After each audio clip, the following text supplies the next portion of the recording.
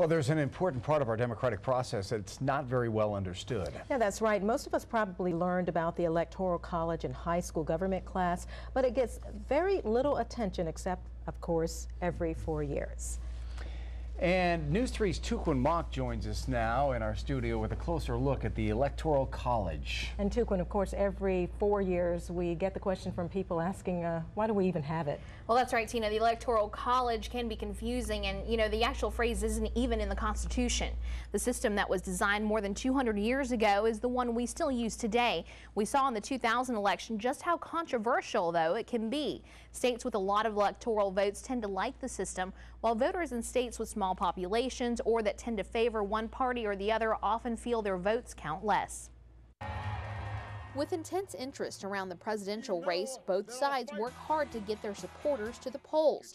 But because of the Electoral College, you're technically not voting for a candidate when you cast your ballot. It's actually a process by which electors assigned to each state vote for president in the name of the popular vote winner from their state.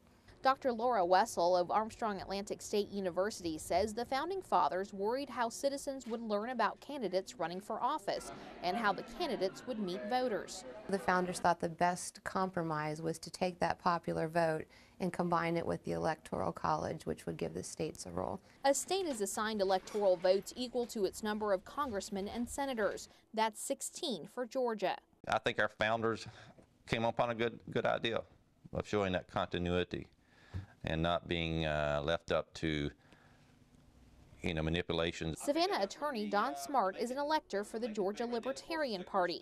If his party's candidate wins the state's popular vote, Smart would fill his constitutional role. You would take that and vote for your candidate in December. Occasionally you have some people that deviate from that. That possibility is one of several potential hiccups in the Electoral College. One reason why so many have suggested changing the system.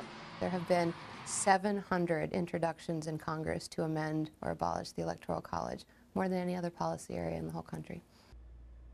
Now, in 48 states, the candidate who wins the majority vote there gets all of that state's electoral votes. Only Maine and Nebraska award electoral votes proportionally.